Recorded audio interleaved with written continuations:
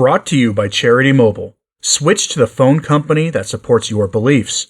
All plans start under $50 before taxes and surcharges. Use promo code TRADITION at CharityMobile.com for a special offer. We have many stories coming all the time about the secular authorities today trying to co-opt or crush the Catholic faith in their country. What we don't have is a lot of stories talking about the response from the Vatican. Usually it's silence or some very mediocre, watered-down response. And that has a lot to do with the change in ecclesiology in the church in the years after Vatican II. What I have for you today is a document written by a preconciliar pontiff who was responding in the kind of early mid-part of the 19th century to attempts by the government of Spain to essentially usurp the powers of the church, including ruling over the bishops and who could become a bishop. Stuff that should sound familiar if you're familiar with some of the things the church is facing today. And notice how this Pope, Pope Gregory XVI of happy memory, how he responds. Here he is in his own words. And I ask you here, can you imagine a Pope today issuing a statement like this one? Brief of the Catholic religion by the Supreme Pontiff, Pope Gregory XVI. The defense of the Catholic religion, entrusted to our frailty by the Supreme Prince of Shepherds and the most loving Redeemer of the human race, Jesus Christ, and that charity with which we welcome all peoples and nations, so press and urge us that we can never neglect anything we deem suitable, preserving intact the deposit of faith and warding off the scourge of souls.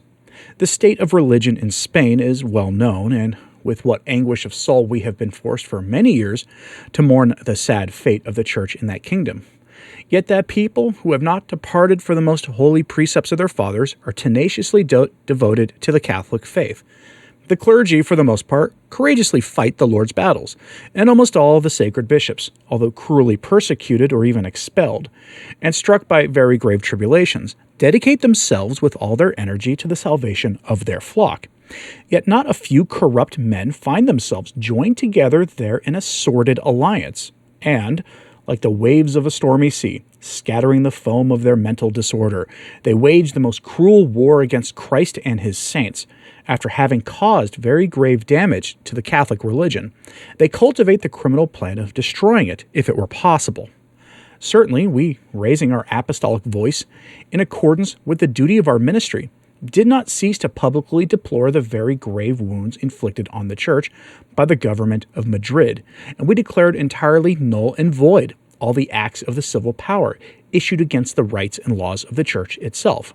Furthermore, with every expression of sorrow, we bitterly lamented ferocious injuries and misfortunes inflicted on our venerable brother bishops in that kingdom, and on the sacred persons of both clergy, for the execrable acts committed in a holy place, for the ecclesiastical goods sacrilegiously squandered, liquidated, and adjudicated to the public treasury. We also recalled the penalties and censures, applicable ipso facto, that the apostolic constitutions and ecumenical councils inflict on those who do not fear to commit such wicked deeds, and we repeatedly took care to fulfill the duty of our apostolic ministry with 2 allocations to our venerable brothers, the cardinals of the Holy Roman Church, pronounced in the consistories of February 1st, 1836, and on March 1st, 1841. Allocutions which we ordered to be printed so they could remain a public and perennial testimony of our apostolic solicitude and of our reprobation. Indeed, we were sustained by the hope that this voice of ours, rising from the wounded hearts of the common Father of all the faithful, would be heard, and that by virtue of our repeated admonitions and prayers, this cruel persecution against the Catholic religion would end. For this reason, prostrate night and day at the feet of Jesus crucified, amid copious tears and lamentations, we never ceased to pray, with humility of heart, that in his immense mercy he would extend his right hand to the tormented Spanish nation, and show the light of his truth to the erring, to bring them back to the path of justice. But by divine and unfathomable decree, no event has so far corresponded to our hope. Indeed, we see every day the evil spreading to such an extent in those vast regions that the Catholic religion is almost threatened with ultimate extermination. Indeed, passing over in silence the numerous other decrees, quite well known, recently deliberated there and applied against the most holy laws of the Church and the rights of this apostolic see, We regret that such impiety has been reached, that with diabolical malice an execrable law has been proposed to the supreme assemblies of the kingdom, intended above all to radically abolish legitimate ecclesiastical authority, and to adopt the detestable principle that the secular power, by its full right, should have predominance over the church itself and its goods. This law also prescribes that the Spanish people must disregard this apostolic see, that all nations with it regarding ecclesiastical privileges, indults, and concessions must be severely severed, and that those who oppose this injunction must be severely punished. Furthermore, it establishes that apostolic letters and other rescripts issued by the Holy See itself must not be observed and are void of any validity unless requested by Spain. Indeed, those who receive them must immediately deliver them to the civil authority so that it can forward them to the government. A penalty will be inflicted on those who transgress this prescription. It also decides that impediments to marriage are to be submitted to the bishops of the kingdom until the civil code has established the difference between the marriage contract and the sacrament, that no controversy on questions of religion can be entrusted by Spain to Rome, and that no time will a nuncio or legate of this Holy See be received in Spain with the power to grant pardons or dispensations, even gratuitous ones. What else? The most sacred right of the Roman pontiff to confirm or reject bishops elected in Spain is also excluded. The penalty of exile is even inflicted on priests assigned to any episcopal church who have requested confirmation or an apostolic letter from this Holy See, as well as on the metropolitans who have requested the pallium from it. Finally, it is surprising that in law the Roman pontiff is confirmed as the center of the church, and yet no room is left for communication with him except through intercession and after consulting the government. Consequently, in this grave turmoil of the Catholic religion in Spain, ardently desiring, to the best of our ability, to quell the growing evils there and to bring our assistance to those beloved faithful who have long stretched out their hands of supplication to us, following the example of our predecessors, we have decided to resort to the prayers of the universal church and to solicit with the greatest zeal the pity of all the faithful toward that afflicted nation. And since no one can exempt himself from sharing in this affliction, and since in such a danger to religion and faith there is a common reason for all to grieve, the will to offer assistance must be likewise unanimous. Therefore, while we renew and confirm with this letter the complaints and requests expressed in the allocutions already mentioned, we reject and repeal all the acts thus far issued by the government of Madrid against the rights and dignity of the Church and of this Holy See, and especially the recently proposed law.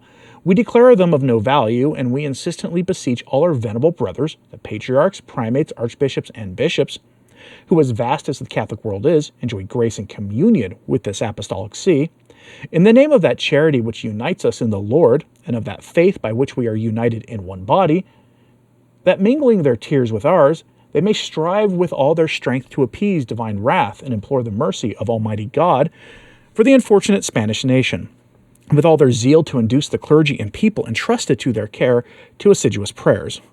Furthermore, we desire and command that each of our venerable brothers, the archbishops and bishops who are part of the papal states, in their dioceses in the manner they deem most pleasing to God, offer public prayers to the Father of mercies, so that through the blood of his Son, which was shed for all, the days of trial in Spain may be shortened. And so that God may more easily incline his ear to our prayers, let all turn in supplication to the Virgin Mother of God, most powerful helper of the Church, loving mother of us all, and most faithful patron of Spain. Let them also seek the intercession of the Prince of the Apostles, whom Christ chose as the rock of his Church, against whom the gates of hell will not prevail. Let them also seek the intercession of all the heavenly beings, and especially of those who have honored Spain with their virtue, sanctity, and miracles. And so that every faithful of every order, rank, and condition may persist in prayer and supplication with more fervent charity and richer fruit, we have decided to generously spread the treasures of heavenly gifts. Therefore, we grant a plenary indulgence in the form of a jubilee, which may be gained by all Christian faithful who, purified by sacramental confession and renewed in the most holy Eucharist, attend at least 3 times the solemn prayers established by the competent ordinary, and pray fervently 3 times within 15 days for the aforementioned cause in the Church designated by the same ordinaries. We trust that the angels of peace, holding in their hands the golden vials and the golden thurible, will offer to the Lord on the golden altar our fervent and humble prayers, and those of the entire Church of Spain, so that he who is rich in mercies will receive them with a benign countenance, will wish to nod to our unanimous wishes and those of the faithful, and at the same time ensure that in his right hand and in the arm of his strength, with adversities and errors finally removed, Holy Mother Church may breathe again after so many troubles, and enjoy the peace and freedom that Christ has given her.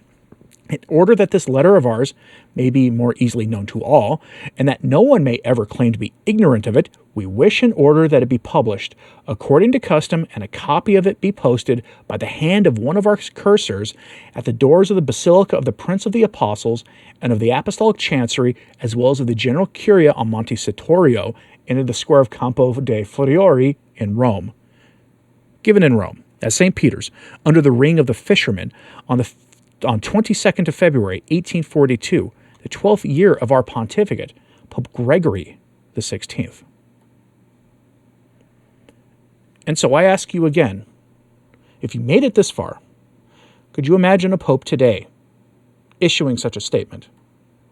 The church in China, the state there, decided to suppress the underground church and replace them with bishops of their own choosing, and by extension, priests of their own choosing, who worship dear leader, include his sayings in the Gospels, who edit out troublesome parts of the Gospels.